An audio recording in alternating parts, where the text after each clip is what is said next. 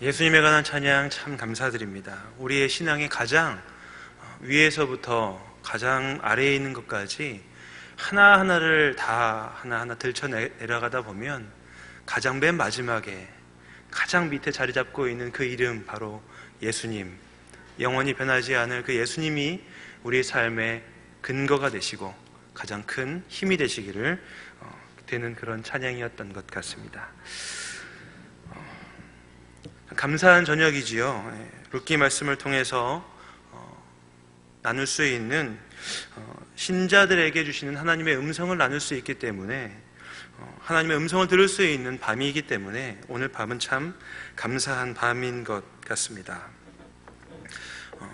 룻기 말씀을 묵상하다 보면 영주교회를 향한, 또 신자들을 향한 하나님의 뜻을 발견하게 됩니다. 그것은 참 잘하고 있구나, 나와 함께 동행하고 있는 그 삶을 잘 달려가고 있구나라는 그런 하나님의 음성입니다. 룻기는 한 가정의 이야기를 중심으로 펼쳐지지만 사실 그 안에는 하나님의 역사, 그리고 하나님의 인도하심, 그리고 하나님의 마음이 녹아져 들어있는 그러한 성경이기도 합니다. 당신이 경험했던 하나님 가운데 가장 기억이 나는 하나님은 어떤 하나님입니까? 라는 질문을 누군가 던진다고 하면 가장 많이 나오는 대답이 바로 사랑의 하나님입니다 라고 하는 대답일 겁니다. 왜냐하면 사랑이라고 하는 그 말이 하나님의 가장 기본적인 속성이고 가장 큰 특징이기 때문입니다. 하나님께서는 사랑, 그리고 긍휼, 자비, 이러한 인애라고 표현된 것들이 가득 차다 못해 흘러 넘치는 분입니다. 그래서 사랑의 하나님은 그러한 하나님의 사랑을 우리가 닮아가기를 원하시고, 하나님의 사랑이 넘치는 그러한 삶을 우리도 살기를 원하십니다. 그래서 성경은 곳곳에서 하나님의 사랑에 대해서 하나님이 어떤 분이신가를 지속적으로 이야기합니다. 스바냐서 3장 17절에서는 그 자녀를 바라보며 기뻐하는 부모의 마음으로 자녀 이렇게 표현하고 있습니다. 너의 하나님 여호와가 너의 가운데에 계시니 그는 구원을 베푸실 전능자이시라. 그가 너로 말미암아 기쁨을 이기지 못하시며 너를 잠잠히 사랑하시며 너로 말미암아 즐거이 부르며 기뻐하시리라 하니라. 자녀된 이스라엘을 바라보며 안타까운 가운데서도 그 자녀를 향한 사랑을 포기할 수 없는 그런 하나님의 모습이 보여지고 있습니다. 또한 요한복음 3장 16절에서는 이 세상의 그 어떤 것도 너 한 명보단 소중하지 않다라고 하는 하나님의 마음이 들려지는 것 같습니다.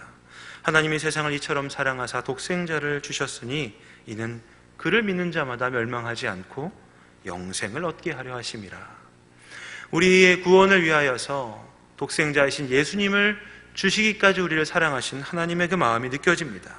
망해도 아무 말 할 수 없는 죄인들을 위해서 하나님께서 보내주신 예수 그리스도, 바로 그 독생자를 우리가 알고 있는 것이 바로 이런 하나님의 사랑을 아는 그런 근거가 됩니다.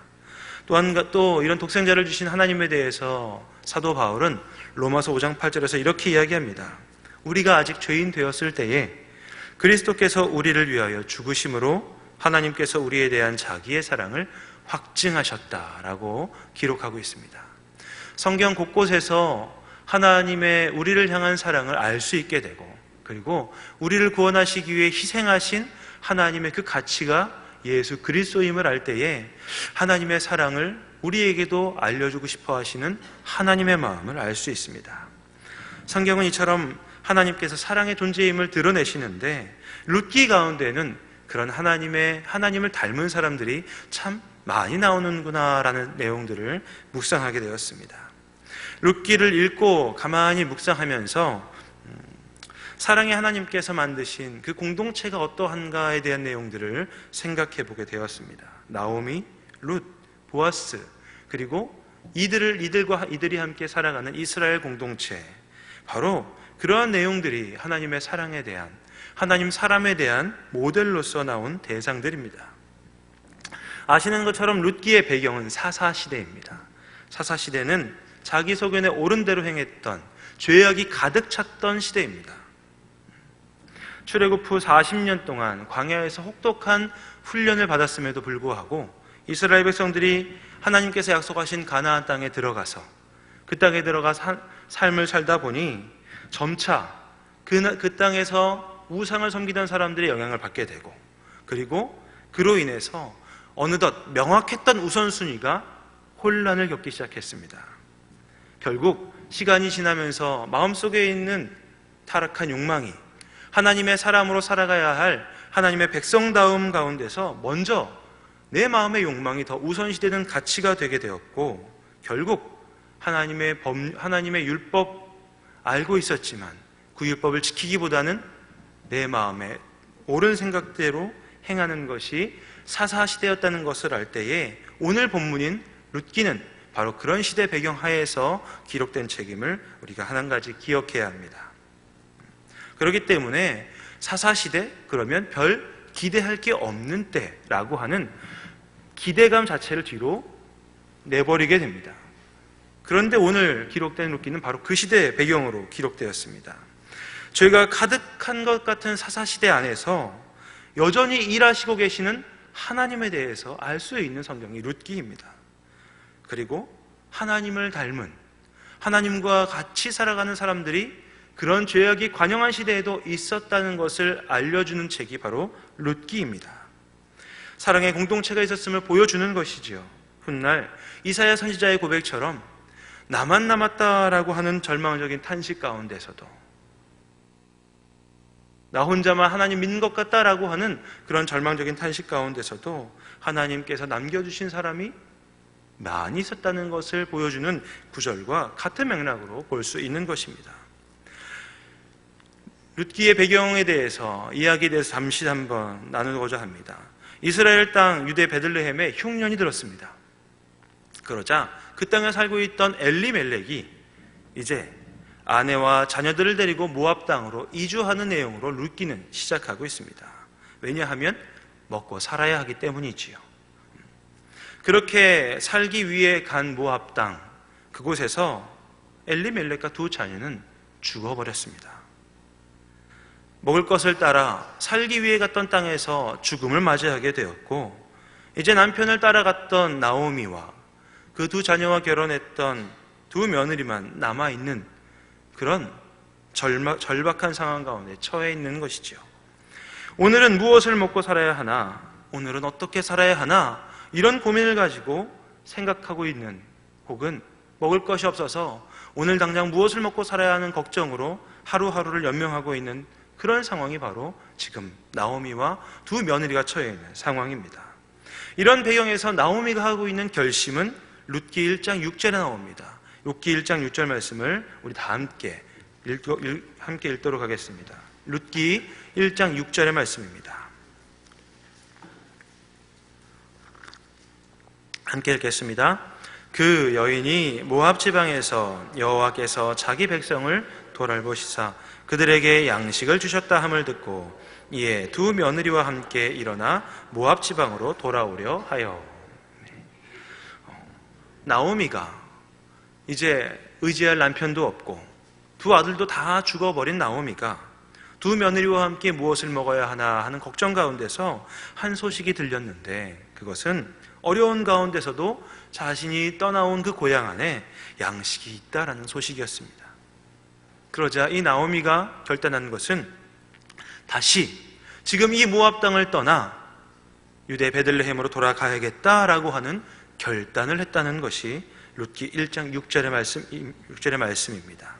이 구절을 가만히 묵상하면서 우리에게 들려주시는 하나님의 음성이 있습니다.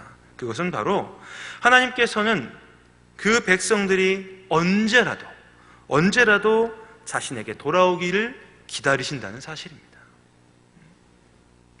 모압 지방에 나아갔을 때는 이스라엘 땅에 어려움이 생겼기 때문입니다. 흉년이 들었기 때문에 먹고 살기 위해 모압 지방으로 갔습니다. 그리고 얼마간에는 먹을 것도 풍부했을 것이고 사는 것도 넉넉했을 것입니다.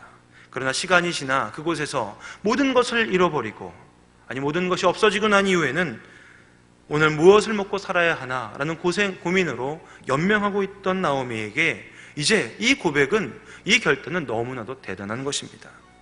금이환영이라고 하는 말을 아실 겁니다. 타지에 나가서 성공해가지고 번듯한 모양새로 자신의 고향에 돌아가는 당당한 모습을 나타내는 말입니다. 그런데 지금 나오미의 그 발걸음은 이것과는 너무나도 다른 발걸음입니다. 창피한 발걸음, 부끄러운 발걸음, 그리고 차마 돌아올 생각을 하지 못할 만큼 세상적으로는 손가락질 받을 수 있는 발걸음이기 때문입니다. 그러나 나오미는 1장 6절을 통해서 하나님께 돌아가자, 내가 나온 그 고향으로 돌아가자라고 하는 창피하고 부끄러운 발걸음을 감내하며 나아가겠다고 결단하고 있는 것입니다. 이런 모습을 하나님께서 왜 기록하셨을까요? 나오미의 이 결단을 통해서 우리에게 무엇을 말씀하시는 걸까요? 그것은 우리가 어떠한 절망 가운데 놓여 있다 할지라도, 내가 비록 하나님 가운데 떠나 있어서 그 가운데서 나의 마음대로 살아가고 있는 가운데 있다 할지라도, 비록 그 자리에서 망해버린 상황 가운데 있다 할지라도 하나님은 여전히 우리를 받아주실 수 있는 분임을 나타내고 있는 것이지요. 그래서 하나님께서는 나오미의 결단을 보여주심으로 우리에게 이렇게 말씀하십니다. 은상아, 네가 네 마음대로 나를 떠나 살아가고 있는 곳에서 살다 보면 누군가에 의해서 고난을 당할 수도 있고 세상의 법칙을 따라가다 망할 수도 있다. 그러나 나는 언제든지 네가 나에게 돌아오기를 기다리고 있다라고 하는 음성을 들려주시는 것입니다. 내가 있는 곳은 세상적으로 성공해야지만 돌아올 수 있는 곳이 아니란다. 하나님의 공동체라고 하는 곳은 성공한 사람들만 모이는 곳이 아니라 실패한 사람도 올 수 있는 곳임을 하나님께서는 나오미의 결단을 통해 보여주고 있습니다.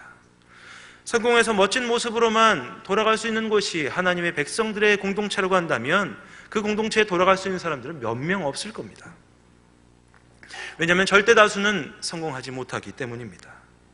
그래서 나오미와 같이 성공을 향해 나아갔다가 절망의 늪에서 헤어나오지 못하고 있는 사람이라 할지라도 얼마든지 그 삶의 자리를 떠나 다시 한번 돌아갈 수 있는 곳이 하나님의 공동체임을 나오미의 결단을 통해서 보여주고 있습니다. 그리고 교회는 하나님의 사람이라면 하나님의 공동체 안에 들어오고자 하는 이 사람들을 받아주어야 함을 나오미의 결단을 통해서 보여주고 있는 것입니다. 이제 우리는 이 시선을 룻에게 한번 돌려보고자 합니다. 룻기 1장 16절 말씀인데요, 룻이 나오미의 권면으로부터 그것에 대해서 거절하며 나오미를 따르겠다라고 이야기하는 결단의 이야기입니다. 룻기 1장 16절 말씀을 함께 읽도록 하겠습니다. 룻이 이르되 내게 어머니를 떠나며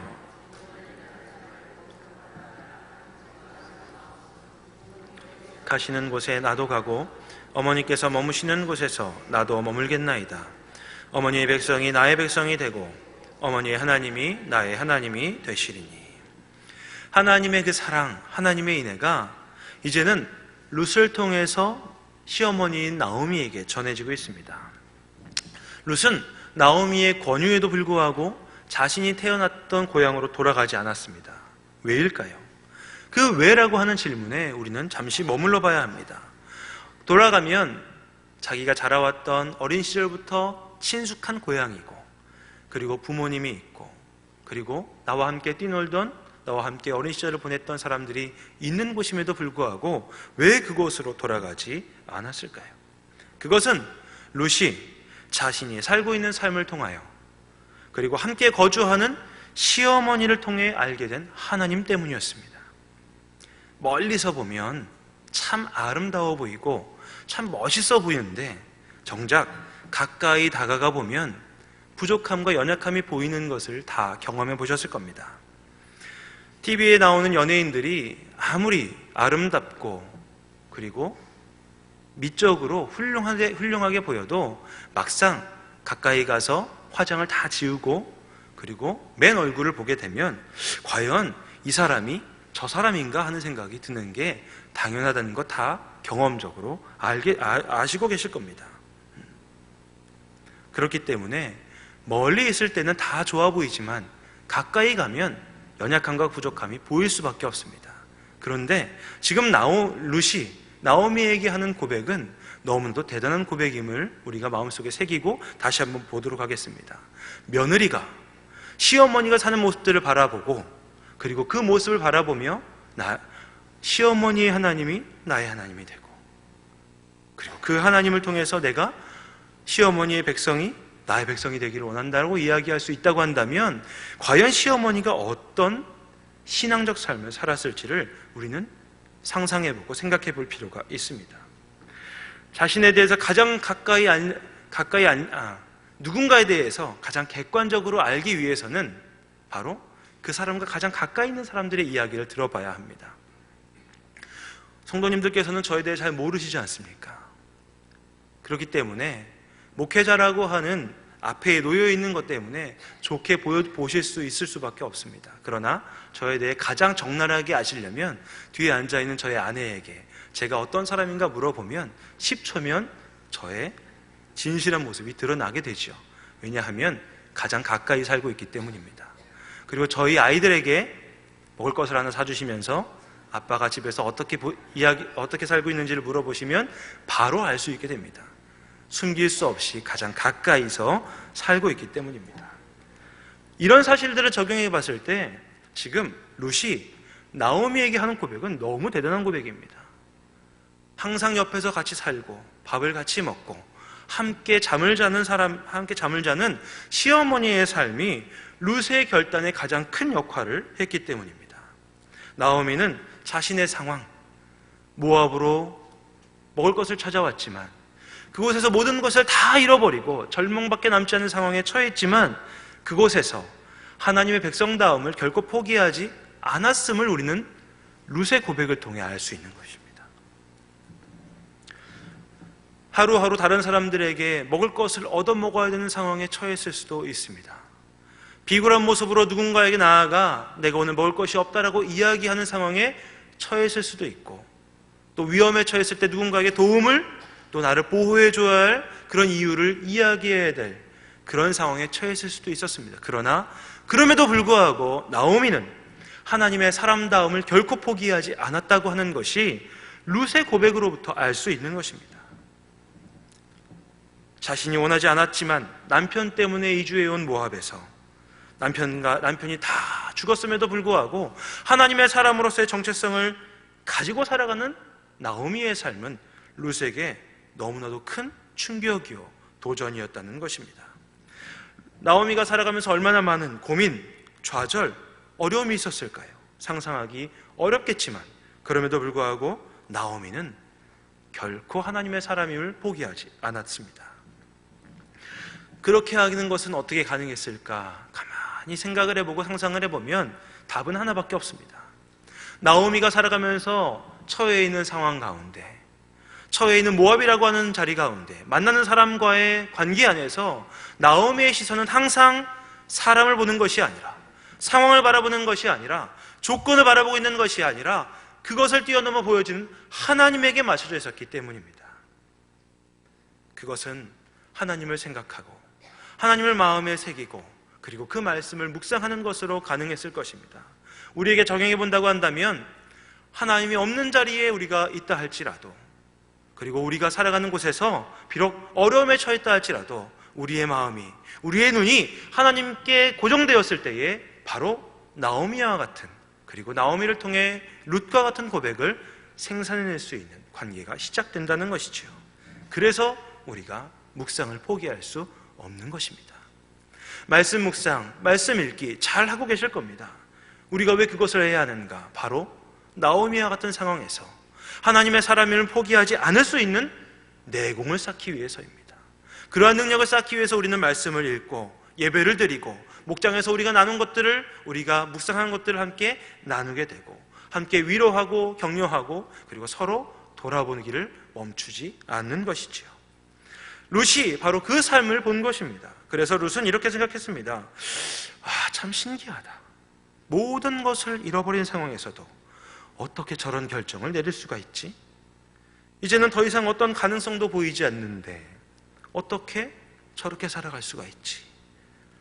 이제는 창피해서 나 같으면 돌아가지 못할 것 같은데 돌아갈 곳이 있다? 하나님의 백성, 하나님이라고 하는 분이 어떠하길래 우리 시어머니 같은 분을 또 받아주시겠다고 하는 것인가? 받아줄 곳이 있는 거구나. 절망 가운데서도 희망을 포기하지 않을 수 있는 거구나. 그런 하나님, 그런 공동체라면 나도 그런 하나님 믿고 싶다. 나도 그런 공동체를 갖고 싶다라고 하는 선택이 룻에게서 나왔던 것입니다. 그렇기 때문에 나오미의 이러한 결단, 룻의 이런 고백은 바로 나오미의 삶을 통해 드러났던 것임을 알게 되고, 하나님의 사람이라고 한다면 매일 진행되는, 매일 계속되는 하나님의 말씀의 묵상을 통하여서, 예배를 통하여서, 목장 모임을 통하여서 내가 처 있는 곳에서 하나님의 사람임을 포기하지 않는 그러한 모습을 살아야 한다라고 하나님은 말씀하시는 겁니다. 그러나 이것은 결코 쉽게 되는 것은 아닙니다. 우리가 알고 있다고, 우리가 믿고 있다고 생각하는 바로 이 말씀을 가지고 수천 번, 수만 번 고민한 후에야 비로소 얻어지는 보배와 같은 고백과 결단이기 때문입니다.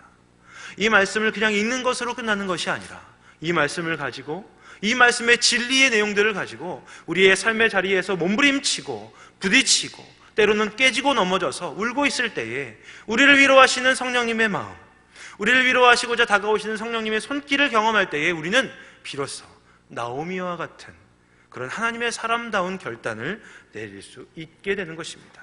그러므로 찬양대에서 오늘 찬양해 주셨던 것처럼 예수, 그 예수의 이름이 집약되어 있는 복음을 가지고 삶의 자리에서 마음껏 몸부림치시고, 마음껏 실패도 해보시고, 마음껏 넘어져도 보시고, 그리고 아파해 보시기를 주님의 이름으로 축원합니다. 그리고 그 자리에 찾아오시는 성령님의 손길을 경험해 보십시오. 그리고 그 자리에 찾아오시는 성령님의 음성을 들어보십시오.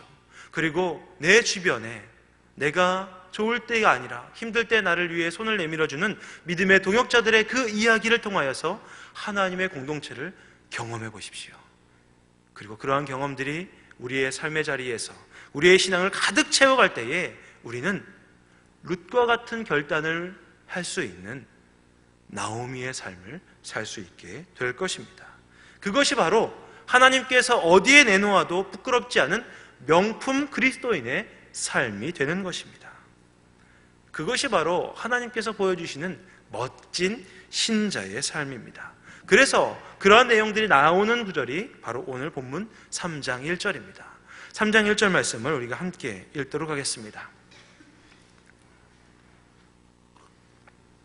함께 읽겠습니다.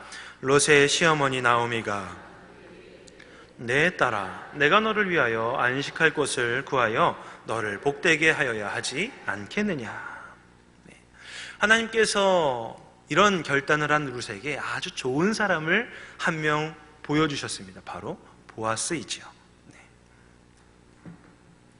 그런데 그 보아스가 있다는 사실을 룻에게서 이야기를 들은 시어머니 룻의 결론이 3장 1절인 것입니다. 내 딸아, 내가 너를 위하여 안식할 것을 구하여 너를 복되게 하여야 하지 않겠느냐. 나오미는 상처가 많은 사람입니다. 결혼을 하고 남편과 함께 모압 땅으로 갔지만 남편도 죽고, 그리고 두 자녀도 다 죽은 사람입니다. 그런 나오미가 룻이 좋은 사람을 만났다라고 하는 이야기를 듣고 너무나도 멋지게 반응하는 모습을 보십시오. 며느리의 복에 대해서 시기하지도 않고 기꺼이 그 복을 누리며 살아갈 수 있도록 길을 열어주고 있습니다. 상처투성이었던 나오미가 어떻게 이런 일이 가능할 수 있었을까요? 그것은 복음을 가지고 결론을 내린 바로 그 사람이었기 때문이었습니다. 보아스를 통해서 보여지고 있는 룻에게 열려진 복, 나오미는 그 복을 시기하거나 질투하지 아니하고 그 복을 누리며 살아갈 수 있도록 길을 열어주고 축복해주고, 그리고 그 방법까지도 일러주는 모습이 오늘 우리가 묵상했던 내용 가운데 나오고 있습니다. 하나님의 사람이 어떠해야 하는가? 바로 이런 나오미와 같아야 되지 않을까 하고 하나님께서 보여주시는 거지요. 내가 비록 상처가 있고 삶의 자리가 순탄하지 않고 고통과 아픔 가운데 있었다 할지라도 나에게 함께했던 사람들의 복을 위해 그 사람의 길을 열어줄 수 있는 이런 마음의 넉넉함, 복음을 가지고 씨름한 결과로 나타나는 이러한 신앙적인 멋진 성품이 하나님께서 누구 앞에 내놓아도 자랑스러울 만한 멋진 신앙인 아니겠습니까? 바로 이러한 모습들이 룻기에는 많이 나옵니다. 보아스에 대해서는 이렇게 기록이 되어 있는데 제가 읽어드리겠습니다. 룻기 2장 14절부터 16절에 나오는 보아스에 대한 내용입니다. 식사할 때에 보아스가 룻에게 이르되 이리로 와서 떡을 먹으며 내 떡 조각을 초에 찍으라 하므로 룻이 곡식 빼는 자 곁에 앉으니 그가 볶은 곡식을 주매 룻이 배불리 먹고 남았더라. 무엇을 줄 때도 그냥 먹고 딱 그것만 주는 것이 아니라 배불리 먹고 남을 정도로 주는 것이죠. 룻이 이삭을 주러 일어날 때에 보아스가 자기 소년들에게 명령하여 이르되 그에게 곡식 딴 사이에서 줍게 하고 책망하지 말며 또 그를 위하여 곡식 다벌에서 조금씩 뽑아버려서 그에게 줍게 하고 꾸짖지 말라 하니라. 우리가 다시 한번 생각해 보면 이때에는 사사시대였습니다.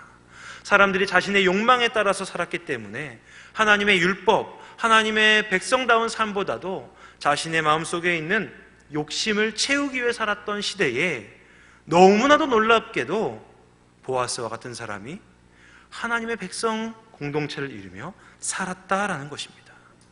먹을 것을 주되 넘칠 만큼 주고, 아니 지속적으로 그 사람이 먹고 살아갈 만큼의 식량과 양식을 내어줄 수 있는 삶을 사는 사람이 있었다는 것이죠. 룻기 말씀을 묵상하면서 정말로 감사한 마음이 많이 들었습니다. 왜냐하면 하나님의 공동체의 모습을 발견했기 때문입니다. 앞으로 지속해서 목회를 하게 될 터인데 저도 그런 목회를 하면서 품게 된 하나의 소망이 바로 룻기를 통해 나타난 하나님의 공동체였습니다. 바로 이것이 소망이 되었습니다. 그리고 가만히 또 생각해 보면서 이러한 공동체를 이미 경험하고 있구나라는 것들을 깨닫게 되었습니다. 영주교회에서 있었던 5년간의 시간들을 가만히 돌아보면 룻기에서 발견할 수 있는 하나님의 사람들, 하나님의 백성의 공동체들의 모습을 많이 경험했다고 고백할 수 있습니다.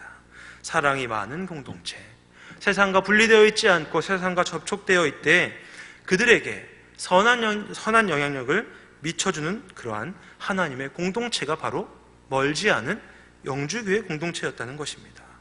영주교회에서 사역하는 목회자들에게 성도님들은 많은 사랑들을 베풀어 주시고 또 영주교회에서 자라나고 있는 어린이들과 학생들에게 신앙의 모델이 되어주시고 신앙의 이정표가 되어주시는 너무나도 멋진 어른들이 주위를 둘러보면 어렵지 않게 발견할 수 있다라고 하는 것, 그리고 장래가 나거나 어려운 일이 생기거나 서로 힘든 일이 생겼을 때 돌아보고 위로하고 권면하고 끌어주는 그러한 공동체가 바로 제가 있었던 영주교회 공동체였던 것입니다.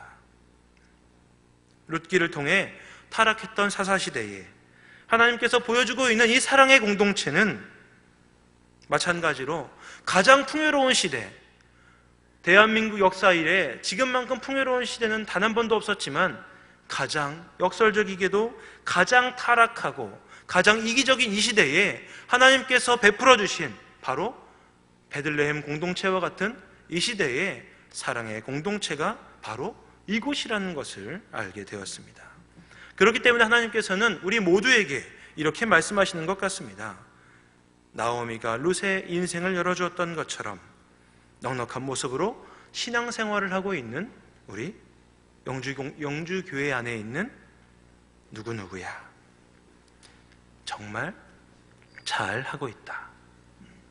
나는 그런 내가 자랑스럽고 너의 삶으로 인해서 내가 영광을 받는구나. 고맙다. 하나님께서 이렇게 우리에게 이야기하시는 것을, 그 음성을 들을 수 있었습니다. 그렇기 때문에 앞으로 살아가는 인생이 비록 힘들고 어렵고 고통스럽고 때로는 외롭고 춥게 느껴진다 할지라도 하나님께서 우리와 함께 하심을 우리가 소망을 품고 그리고 하나님과 함께 동행하는 삶을 살아가겠다라고 하는 결단을 할 수 있는 것이지요. 말씀을 마치려고 합니다. 룻기를 통해서 하나님의 사람이라고 하면 나타나게 되는 모습들을 살펴보았습니다. 하나님께 언제나 돌아갈 수 있는 것처럼 바로 내가, 그리고 우리 모두가, 영주교회가 힘들고 지쳐있는 사람들이 돌아올 수 있는 공동체가 되기를 주님의 이름으로 축원합니다. 그리고 복음, 우리가 날마다 묵상하고 읽는 이 말씀을 가지고 고민하고 그리고 연구하고 그리고 이 복음 들고 살아가면서 치열한 모습으로 세상에 나가 부딪힘으로 그 복음의 결론을 내릴 수 있는, 어디에 서더라도 정체성이 흔들리지 않는 명확한 그리스도인의 공동체가 되시기를 주님의 이름으로 축원합니다. 마지막으로 하나님께서 세상에 내놓을 수 있는 명품 신앙, 어떤 사람도 다 품어버릴 수 있는 바다와 같은 사람, 이 찻잔에는 조금만 장애물을 넣어도 흘러 넘쳐버립니다. 그래서 이 그릇 크기보다 큰 물건은 넣을 수가 없는 것이지요. 그러나 바다는 다릅니다. 바다에는 자동차를 집어던져도, 집을 집어던져도, 커다란 태산을 집어넣어도 바다는 그것을 뱉어내지 않고 다 받아주지 않습니까? 바로 이러한 명품 신앙을 소유할 수 있는, 그래서 영주교회에 오면 누구나 위로가 되고 치유가 되고 회복이 일어나는 공동체가 되기를 주님의 이름으로 축원합니다.